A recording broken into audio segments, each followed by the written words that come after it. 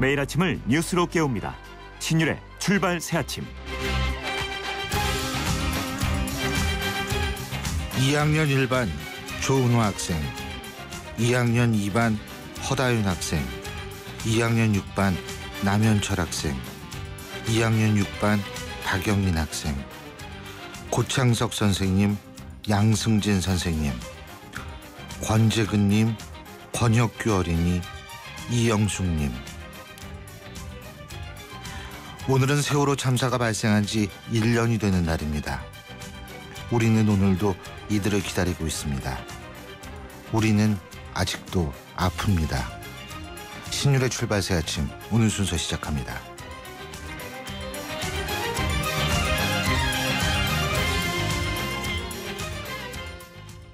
이성민 선배님, 고민 있으세요? 요즘에는 돼도 빠르고 또 내가 아프면 애들이 고생이고 어떡하지, 현빈 씨? 그러니까 받아야죠. 삼성생명 골든밸런스 통합자산분석 컨설팅. 보장부터 은퇴까지 인생자금의 황금 비율을 맞춰주거든요. 그래? 어떻게 받지? 삼성생명 컨설턴트와 상의하세요. 캠핑 가요 고베아, 가족들과 즐거운 캠핑 가요 고베아, 행복한 캠핑 가요 고베아, 행복한 캠핑 코코코베아, 코코코베아.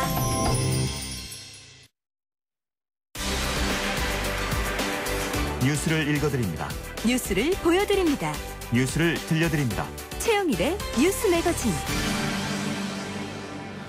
지금까지 들어온 뉴스 정리해 보겠습니다. 최영일 시사평론가 나와 계십니다. 어서 오십시오. 네, 안녕하세요. 예, 오늘 제가 앞서도 말씀을 드렸지만 네. 아직도 우리는 기다리는 사람들이 있습니다. 맞습니다. 그 교수님 말씀 들으면서 오늘 아침 마음은 다 똑같겠구나 이런 생각을 했는데요. 그렇습니다. 아직도 아픕니다. 예. 바로 그 1년 전의 아픔이 다시 되살아나고 있고요. 자, 오늘 카피는 어떤 겁니까? 네, 1년 전 그날이 그런 날이 아니었었으면 얼마나 좋았을까. 그렇습니다. 오늘 그날을 맞으면서 예. 할 수 없이 생각이 됐는데요. 오늘 카피는 끝나지 않은 항해 이렇게 잡아봤는데 사실은 이렇게 좀 긴 카피가 된 것이 정말 그 침몰, 우리가 가라앉는다 이런 것에 대한 이제 어떤 트라우마가 다 생긴 것 같아요. 예. 그래서 피해 보려고 잡은 카피입니다. 지난해 오늘 영영 끝나지 못한 항해를 우리 모두가 접했고요. 예. 그 말씀하신 대로 많이 아팠고 많이 울었고 많이 무기력했는데 그렇게 맞닥뜨렸던 정말 일어나지 않았으면 싶은 세월호 참사가 일어난 지 1년이 됐고요. 그렇습니다. 오늘 우리가 반성하고 또 점검할 것이 많은 하루가 될 것 같습니다. 예. 자, 그럼 첫 번째 뉴스부터 알아보죠.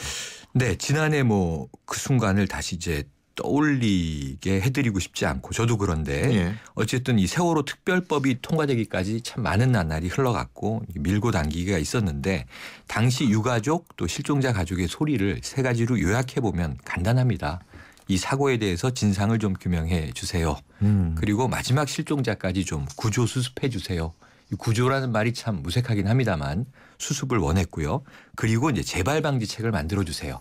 이거는 이제 당신들이 아니라 우리 모두를 위한 이 세 번째 요구였죠.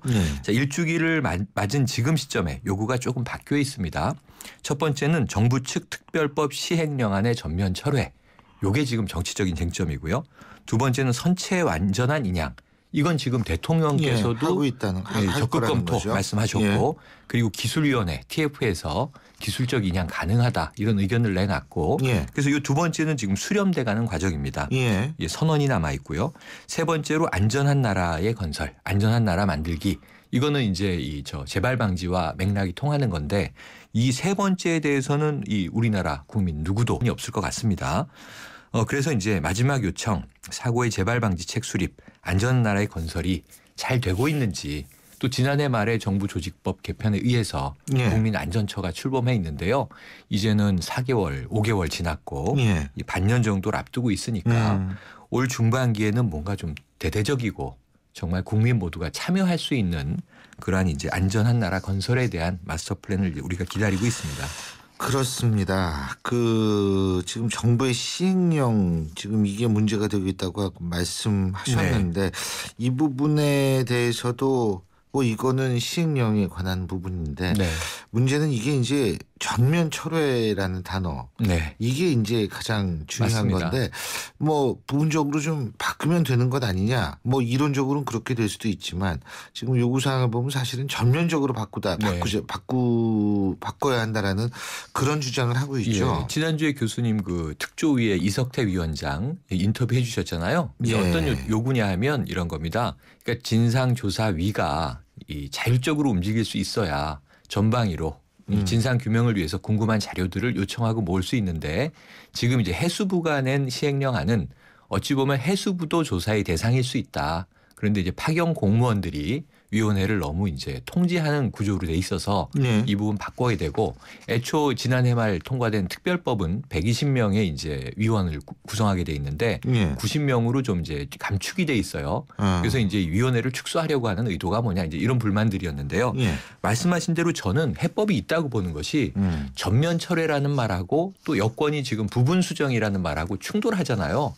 저는 그 중간에 대폭 수정이 있다고 생각을 합니다. 그래서 수정을 하는데 철회라기보다는 많은 부분을 수정하면 되는 거죠. 필요한 만큼. 근데 이제 어제 박근혜 대통령의 전향적 입장이 나와서 오늘을 기점으로 요게 좀 풀리지 않을까. 첫 번째 시행령안을 둘러싼 쟁점들. 왜냐하면 어제 오후 정부 서울청사에서 세월호 일주기 현안 점검회의를 대통령이 주재했습니다. 예. 여기서 이제 진상규명특별법에 따른 시행령 이것도 좀 원만하게 해결이 되도록 신경을 많이 쓰기 바란다. 이렇게 이야기를 했어요. 예. 그리고 이제 여당은 바로 움직였습니다. 그래서 세월호 희생자 유가족들이 이 특조위 공무원 정원 원복시켜라. 줄인 건 무슨 의도냐. 또 기획조정실장을 이제 파견 공무원이 맡는 것은 감독 통제권을 공무원이 갖는 것이니까 그러지 말고 이제 민간조사위원들 이제 소위원회들이 있어요. 그 분과위원장들이 권한을 네. 행사하도록 해달라 이런 요청입니다. 그래서 조사의 독립성과 실효성을 훼손하지 말고 보장해달라. 그래서 폐기해달라 이제 이런 거였는데요. 이 당정에서 가족협의회와 야당의 전면 폐지는 수용하지 않겠다라는 발언이 나왔습니다만 그럼에도 불구하고 당정이 어제 시행령을 이제 수정하는 데 의견을 모았는데요.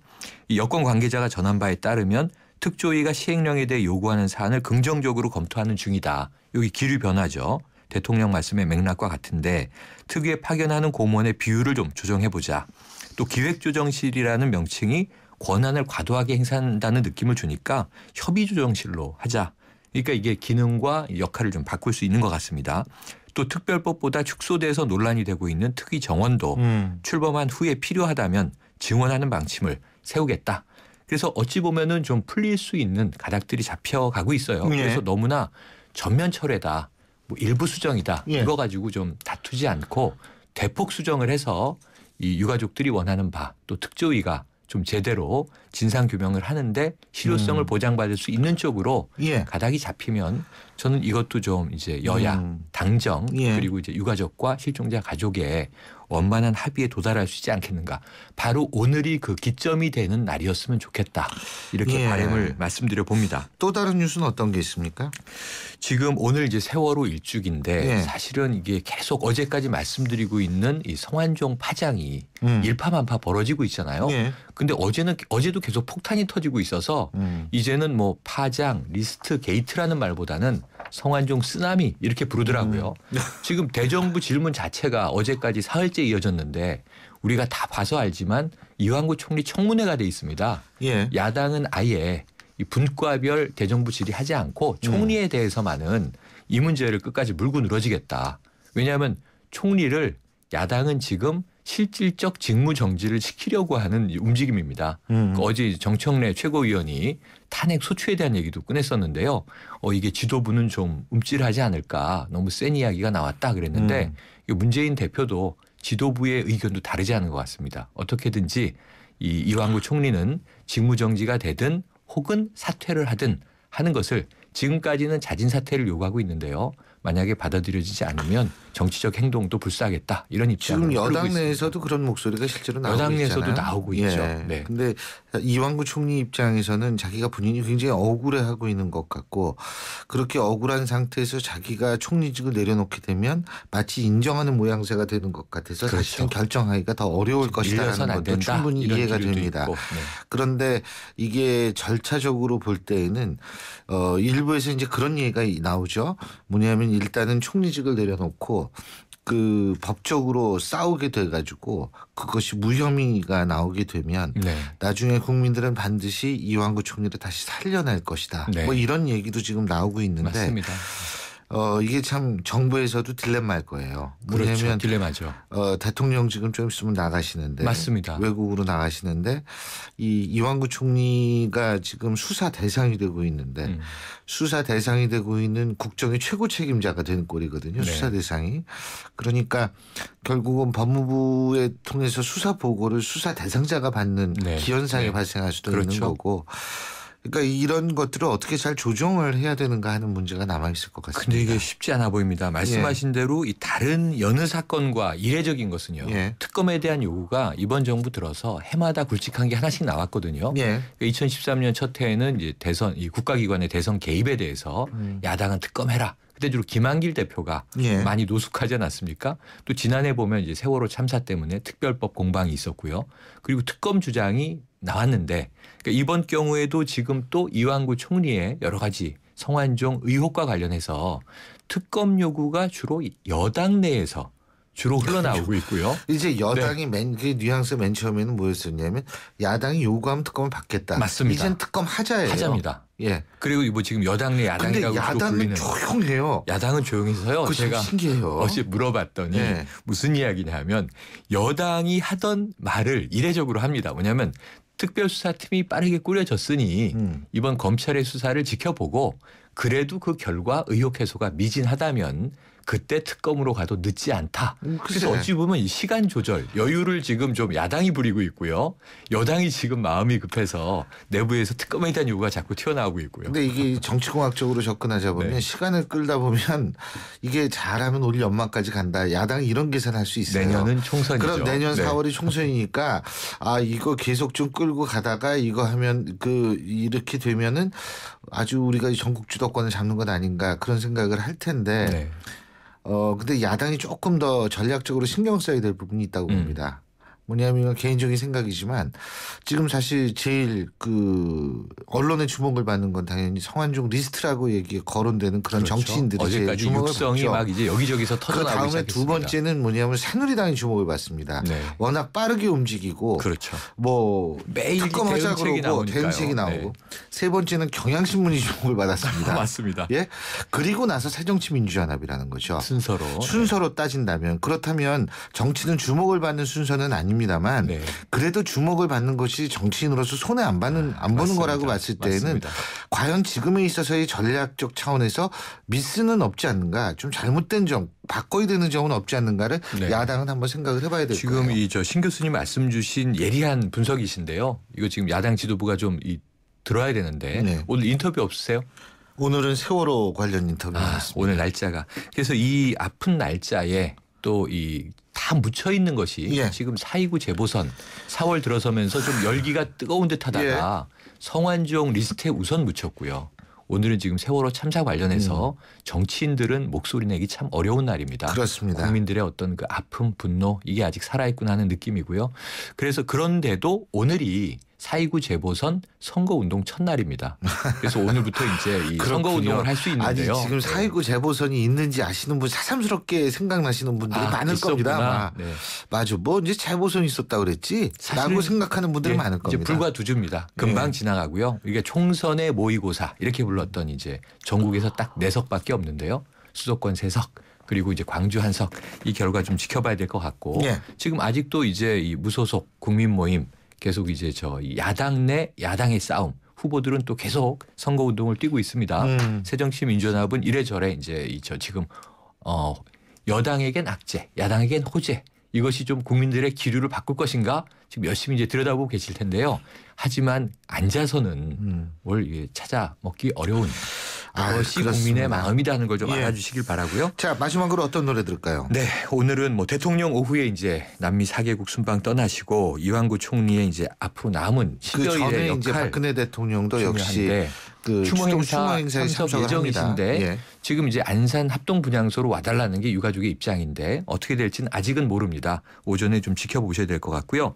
오늘 노래는요. 지난해 이 무렵에 참 가슴 아팠던 노래인데 이명주 씨가 세월호를 추모하며 이 리마스터링한 곡 천개의 바람이 되어 들으시겠습니다.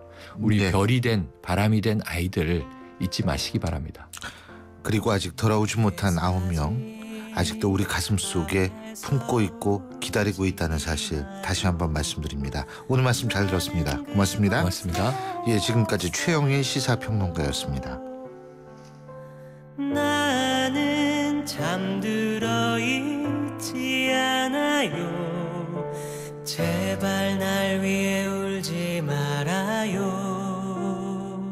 나는 천 개의 바람, 천 개의 쉐보레 4주년 기념 빅4 업그레이드 프로그램.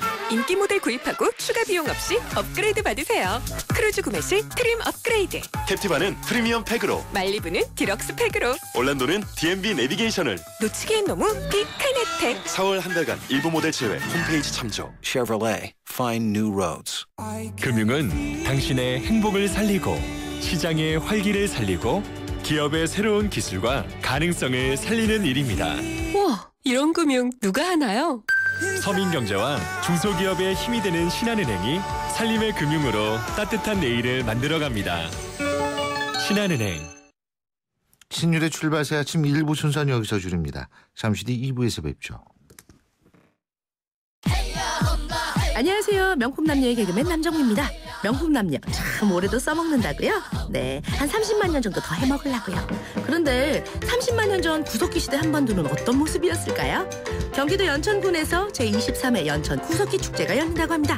명품 자녀들에게는 놀이와 체험을 통한 역사 교육의 기회. 데이트 장소를 찾는 명품 남녀들에겐 멋진 추억을 만들 수 있는 절호의 찬스. 명품 중에 명품 연천 구석기 축제 여러분을 초대합니다. 50원의 유료 문자 우물정 0945번으로 참여하시는 분들께는 추첨을 통해 4인 가족 바비큐 체험 티켓을 선물로 보내드립니다.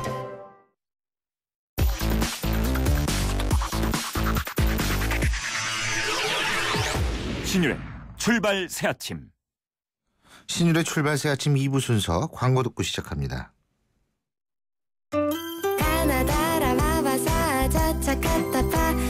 전해주고 싶은 얘기 바람병에 담으면 그들이 모자랄지도 몰라. 병 하나에 담을 수 없는 초정탄산수 이야기.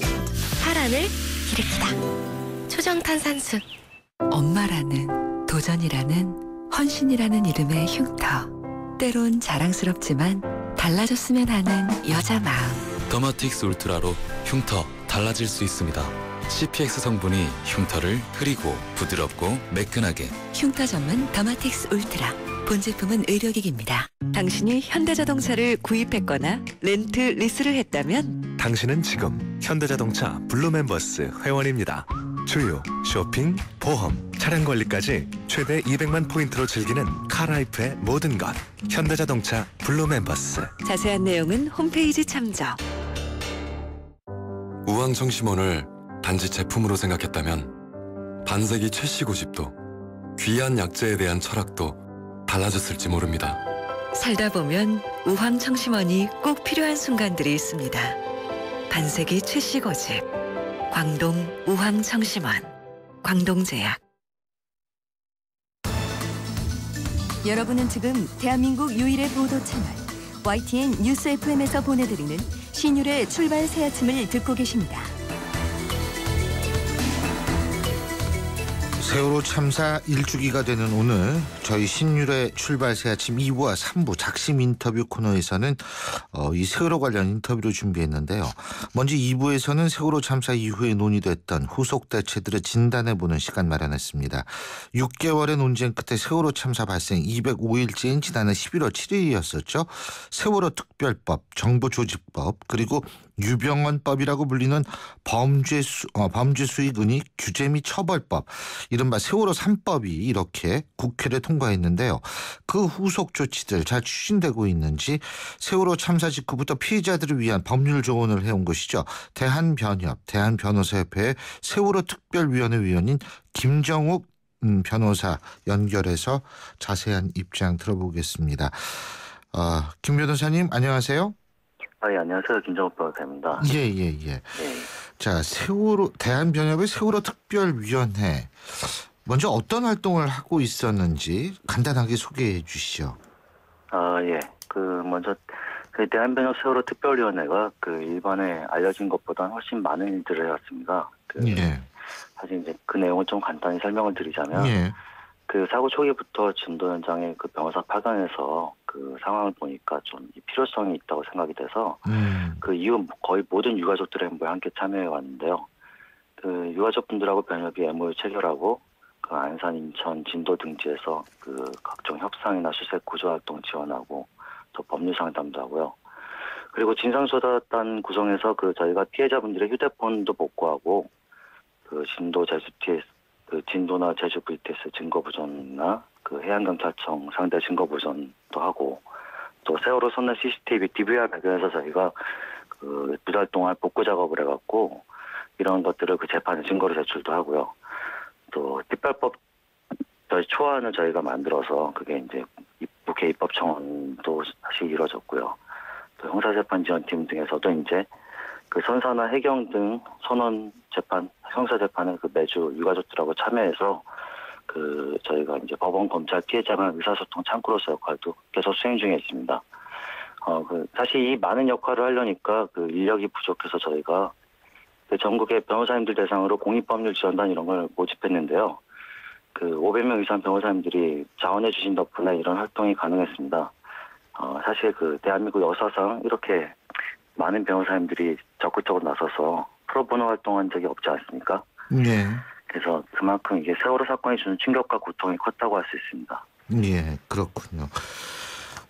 진도 팽목항에서부터 대한변협 소속 변호사분들 참 고생도 많이 하시고 많은 노력을 기울여 오셨는데 1주기를 맞아서 소회가 좀 남다르실 것 같으세요? 사실 좀 다 복잡한 심경이라고밖에 할 수 없습니다.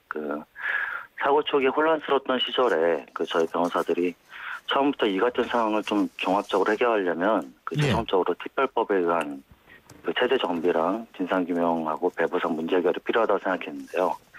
그래서 저희가 유가족들 직접 찾아가서 배보상을 좀 뒤로 하고 진상규명하고 재발 방지를 위해서 함께 노력해달라고 설득을 했습니다. 예. 그래서 이 부분에서 유가족분들이 사실 동의를 해주셔서 저희가 이렇게 특별법을 입법 청원하게 된 건데요. 예. 네, 어느 순간에 솔직히 어떤 의도인지 유가족들이 좀 과한 배보상을 요구하고 있다는 좀 모함이 계속됐고 또 그러다가 어느 정도 해명이 되니까 그때부터 어떤 색깔론에 의해서 편향적이다. 사실 그것 때문에 변협도 여러모로 오해를 샀는데요. 이게 사실 정확한 내용을 아시는 분이라면 그게 말도 안 된다는 걸 다 아실 겁니다. 심지어 돈 문제에 대해서는 아직까지도 공격을 당하고 있습니다. 그래서 확실히 제가 말씀드릴 수 있는 건 만약 돈이 목적이었다면 유가족분들이 이런 식으로는 절대 행동하지 않았을 겁니다. 돈보다는 자녀들의 희생이 좀 의미 있는 죽음이길 바라는 마음에서 당연히 그건 상식이죠. 그렇게 돈 문제 얘기하는 거는 그거는 아주 비상식적인 주장이고요. 예, 사실 그게 참 마음이 아픕니다. 그래서 이런 논란이 좀 빨리 종식되고 저희가 세월호 특별법에 대한 절차가 좀 제대로 진행이 됐으면 하고 바라고 있습니다. 지금 세월호 선장이죠. 이준석. 예. 그리고 청해진의 실소유주죠. 유병헌, 일가 비리. 그리고 해운업계의 가장 이것도 제일 중요한 부분 중에 하나인데 구조적 비리. 예, 맞습니다. 이게 아마 399명이 입건되고 154명이 구속되는데 재판 이 사람들 지금 벌 제대로 받고 있다고 생각하세요?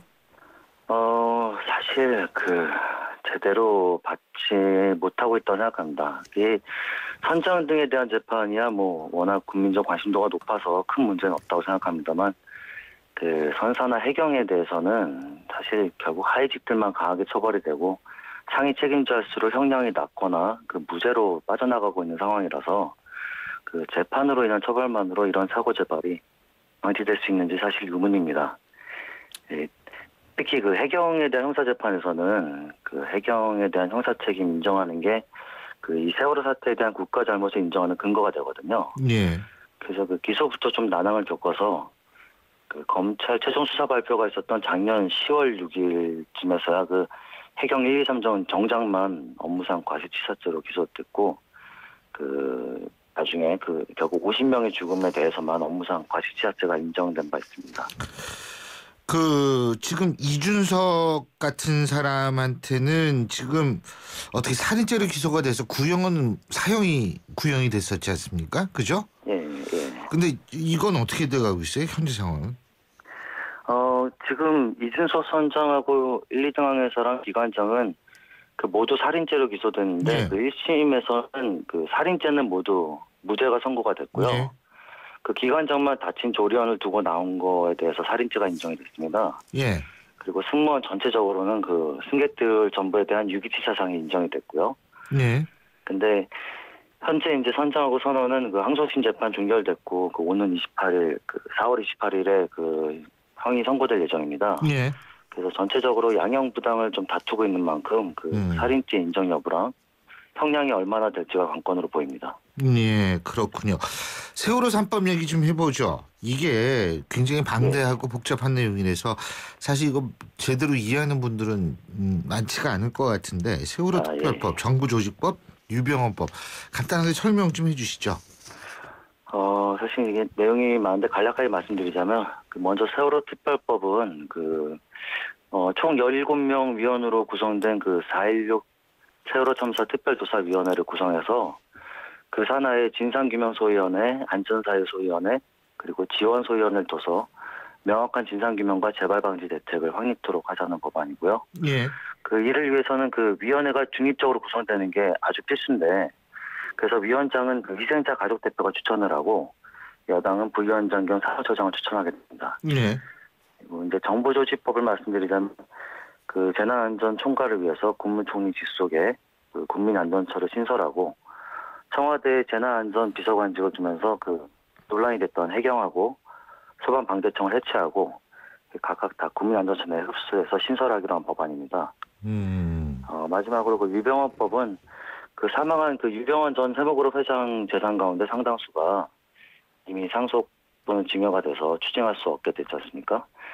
이런 허점을 좀 보완해서 제3자에게도 추징 판결을 집행할 수 있도록 한 겁니다.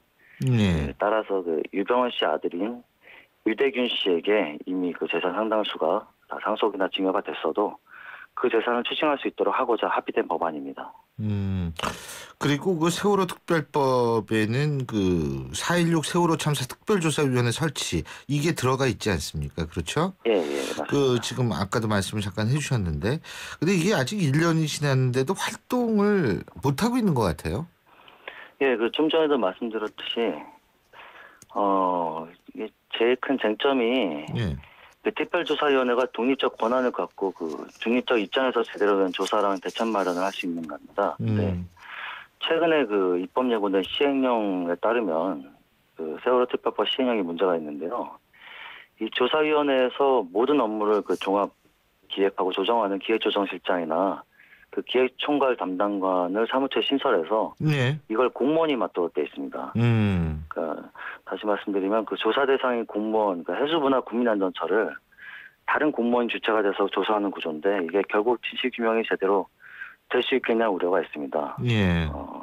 또 그리고 두 번째로는 이 조사위원회 정원 문제가 있는데요. 특별법에 의해서 120명 이내라고 규정이 되어 있지만 사실 이건 여야 합의 취지를 보면 가능한 정원을 120명으로 하되 사정이 있으면 이보다 적은 인원이 가능하도록 하는 취지입니다. 근데 하위법령인 시행령에서 이게 아예 정원을 85명으로 하고 이 중에 공무원이 다수를 차지하게 되어 있는데요. 이러한 부분들은 특별법에서 정한 독립성과 중립성 취지를 하위법령인 시행령에서 막고 있다는 건데 이게 사실상 위헌적 소지가 크다고 봅니다. 자, 그리고 정부조직법 얘기도 좀 해보는데 국가재난시스템 재정비, 해양경찰청 해체, 국무총진사나 안전컨트롤타워 설치가 요점이었는데 컨트롤타워는 재난안전처 만드는 게 단가요? 이거 현재 어떻게 되고 있어요, 이거는? 지금 사실 국무총리실 산하에 재난안전 컨트롤타워가 출범하고 5개월이 지났는데 아직까지도 조직이나 시스템이 제대로 정비가 되지 못한 상황입니다. 지하철 항공기 등의 대형 사고를 책임질 특수재난실장은 현재까지 공석이고요. 그리고 특수재난실 특수재난지원관이 지난달 30일에서야 채워졌습니다. 또 제가 이제 듣기로는 부서 간 역할이 아직 제대로 파악이 되지 않아서 지난달에 인천 영종대교 106중 추돌 사고 있지 않습니까? 예. 그때도 역시 담당 부서가 어딘지 몰라서 우왕좌왕 했다고 들은 바가 있고요. 또 해수부가 내놓은 여러 후속 대책들도 아직 제대로 시행이 좀 안 되고 있습니다. 현안역에서 운영 체계 개선 방안이나 선박공영제 도입 등이 있었는데 이런 게 예산 확보 문제로 난관에 부딪히고 있는 실정에 있습니다. 이제 다만 이제 VTS 관제센터 같은 것하고 여러 현장 등에 인력이 충원이 되고 있고요. 예. 또 주요 장비가 확충되고 있다고 했는데 이제 그런 것들에 따라서 국민안전처 활동이 차츰 본격화되는 만큼 아마 올 하반기 이후에는 좀 여러 대책들이 본격화되지 않을까 기대는 하고 있습니다. 그렇군요. 유병헌법 관련 후속 조치는 어떻습니까? 사실 유병헌법 정식 명칭은 이게 범죄 수익 은닉의 규제 및 처벌 등에 관한 법률인데요. 예. 유병헌법의 문제점은 이게 실제로 이 유병헌 씨 아들이 유대균 씨한테 이 법을 적용한 추징이 어렵다는 점에 있습니다. 이게 사실 말이 안 되는데 유병헌법 10조 2에 다중인명 피해사고 발생에 형사적 책임이 있는 자를 확정해야 그로부터 취득한 재산의 추징이 가능한데요. 예. 다시 말해서 유병헌 씨에 대한 유죄 판결이 있어 사실상 추징이 가능한데 유병헌 전 회장이 이미 사망했기 때문에 예. 결국엔 이 법을 적용한 추징 역시 사실상 힘들어져서 이 유병헌법 취지가 이번 세월호 사태에 있어서는 무색해지지 않나 생각합니다. 그렇군요. 어쨌든 지금 상당히 앞으로도 하실 일이 많으실 거라는 생각이 들거든요. 예. 앞으로도 계속 좀 이 문제에 대해서 우리가 절대로 잊어서는 안 되는 그리고 반복돼서는 안 되는 문제이기 때문에 좀 계속 열심히 활동해 주시기 부탁드리겠습니다. 오늘 말씀 여기까지 듣겠습니다. 고맙습니다. 네, 감사합니다. 예. 지금까지 대한변호사협회의 세월호 특별위원회 위원이시죠. 김정욱 대한변협 전 사무처장이었습니다. 경제 컬럼니스트 정철진의 경제 시선. 정철진 경제 컬럼니스트 연결합니다. 안녕하십니까? 네, 안녕하십니까? 예, 중국이 주도하는 아시아인프라투자은행 AIIB라고 그러죠. 네. 이제 창립 회원국이 최종 확정이 됐는데 네. 이게 막 늘어요. 57개 국가라며요? 예? 저도 이게 맞나 다시 컨펌을 확인을 했는데 맞습니다. 중국 아주 좋겠어요. 예? 그렇죠. 굉장히 속은 웃고 있을 예. 텐데 어제 저녁 홈페이지를 통해서 발표를 했는데 이 막판에 7개 나라가 더 뛰어들었어요. 그 전에 또 3개국해서 이제 50개국으로 끝나나 했는데 7개국이 들어왔는데 여기에 면면이 상당합니다. 일단 예. 이스라엘이 있고요. 예. 스웨덴, 남아공까지도 들어가서 창립 회원국이 무려 57개국이 예. 됐습니다. 이제 창립 회원국들이 왜 중요하냐? 모여가지고 지분 배정 어떻게 할 건가, 약관, 그러니까 정관 같은 거요. 운영 규정을 어떻게 만들 것인가 이제 회의를 하게 되는 거거든요. 예. 일단은 이제 한국은 이 큰 틀은 영내, 역외, 아시아권이니까요. 나누는데 이런 부품임이 좀 있고 경제 규모 이런 걸 감안하면 어쨌든 순위로 따지면 지분별로는 5위 안에 들지 않을까 이런 전망을 할 수가 있습니다. 예, 그렇군요. 네. 그 지분율 어느 정도 그러니까 된다는 얘기예요? 최초에 10% 그러다 6% 이랬는데 지금 보면은 5%도 좀 힘들 것 같습니다. 그러니까 실제로 뚜껑 열어보면 3% 되는 거 아니에요? 예? 글쎄요. 그렇게 되면 안 될 것 같은데 이 지분율이 왜 중요하냐면요. 결국 이런 빅 국가 간의 모임은 마지막에 할 때 가령 어디에다가 도로 깔자 이런 거 결정할 때 표대결하는 거 아닙니까? 예. 그때 이 지분율이 굉장히 중요하고 거기에 나온 수익을 가질 때도 역시 이제 지분율이 중요해서 최초에 많이 확보하는 게 굉장히 중요한데 제가 이제 아까 말씀드렸던 것처럼 영내 국가는 좀 프리미엄이 있습니다. 왜냐하면 어쨌든 아시아개발은행이니까요. 그래서 그거 좀 감안하고 그 다음에 그럼 영내끼리는 어떻게 할 것인가.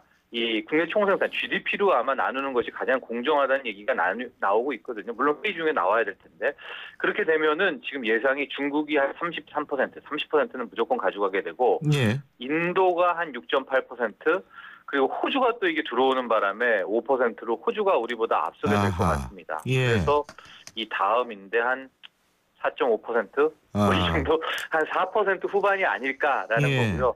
역외 쪽에서는 독일이 한 4% 후반에서 5% 이렇게 예상이 되고 있습니다. 회의 다 하게 되고요. 이제 본격 출범은 아마 가을쯤이 되지 않을까 생각해 봅니다. 예. 그리고 이건 좀 다른 얘기인데 인도가 요새 잘 나가는 모양이에요? 예? 그렇습니다. 맞습니다. 예, 방금 전에도 인도 그 AI 예. 이 지분의 한 7%는 가져간다. 글쎄요. 우리보다 훨씬 앞선다 이런 얘기를 했는데요. 지금 인도의 경제에 대해서 세계가 주목하고 있습니다. 어제 나온 거는요, 이 IMF 국제통화기금 자료인데 올해 이 별 큰 사건이 없다면 올해 경제 성장률이 16년 만에 인도가 중국을 제친다. 뭐 이런 내용을 담아 있습니다. 올해 인도의 경제 성장률 예상치 7.5%, 예. 중국은 6.8%. 지금 우리는 한 3.1% 이렇게 바라보고 있지 않습니까? 네. 그래서 지금 인도의 성장률이 뭐 엄청난데 실은 IMF뿐만이 아니라 세계은행 뭐 다른 곳들도 2017년만 지나면은 이제 실제적으로 성장률이나 이런 걸로 봤을 때는 인도 경제가 뭐 탑에 오를 것이다. 이런 보고서는 실은 많았었거든요. 예. 근데 그게 2년 정도 이제 빨리 오게 된 거죠. 그렇군요. 근데 그 인도 경제가 지금 이렇게 막 빨리 자라는지 몰랐어요. 네, 저도 좀 간과하고 있었습니다. 죄송한데 왜냐하면 성장약 먹었나? 예? 2000년대 초반에 엄청 인도하고 인도 펀드 하다가 쫙 꺼졌었거든요. 근데 왜 요즘 다시 한 2, 3년 내에 이렇게 인도가 치고 나가나 봤더니 이 모디노믹스, 우리는 초이노믹스, 일본의 아베노믹스, 오바마노믹스가 있는데 이 나렌드라 모디 총리가 이제 집권을 하면서 지금 틀을 바꿔놓고 있다고 합니다. 그래서 이제 인도도 친기업 정책, 무조건 성장이다, 고성장 정책 이렇게 추진을 하면서 그걸 안 하다가 갑자기 이런 거 하면은 이제 초반에 쭉 달려가지 않습니까? 예. 그래서 이렇게 빠른 경제 성장률이 보이고 있는데 뭐 어쨌든 과연 중국을 상대할 국가가 누구냐? 미국의 이제 다음에는 아마도 인도일 것이다. 그래서 지금은 이제 중국, 미국의 충돌 대신에 인도, 중국이 충돌할 수도 있다. 난 뭐 이런 여러 가지 좀 음모론적인 분석이기도 하지만 많이 나오고 있어요. 예, 잘 알겠습니다. 오늘 말씀 여기까지 듣겠습니다. 고맙습니다. 네, 감사합니다. 정철진 경제 컬럼니스트였습니다. 희망은 빛나는 미래죠. 희망은 내일의 성공. 희망은 활기찬 노후지. 희망은 저 기은센과 함께 희망을 노래해요. 희망을 키우는 평생은행 IBK 기업은행. 여유 있는 서울 신촌에서 시작합니다. 2호선 아현역과 5호선 애호개역이 주는 출퇴근의 여유와 아현 부가현 뉴타운 2만여 세대 대규모 주거타운의 완벽한 생활 인프라. 서울의 도심을 가까이 이 편한 세상 신촌 4월 분양 문의 1899-7447 대림. 수지야! 광교야! 수지와 광교가 만나는 시간 걸어서 3분. 수지에서 광교까지 다 누리는 레이크풀의 수지. 교통, 생활은 기본. 신세계 건설이 짓는 중소형 특화 설계까지. 레이크풀의 수지. 지금 만나보세요. 4월 오픈 1688-8018 KB 부동산 신탁. 태혁이요? 그건 저 아니잖아요. 김우빈다운 연기 누가 하겠어요? 처음부터 끝까지 제 일은 제가 해야죠. IS 동서처럼. 건설에 대한 A부터 Z 시스템. 이것이 IS 동서의 완벽주의. 처음부터 끝까지 완벽주의 건설회사 IS 동서. 네, 3시간째 운전 중인 김 기사님. 가장 힘든 시간대로 접어드는데요. 도로 사정까지 어려운 지금 많이 지쳐 보입니다. 잠깐! 피로부터 풀고 하세요. 지금은 피로가 풀리는 바카스 타임. 풀려라 5천만, 풀려라 피로. 바카스. 신유의 출발새 아침 2부 순서는 여기서 줄입니다. 전 잠시 뒤 8시 10분 3부에서 다시 찾아뵙겠습니다.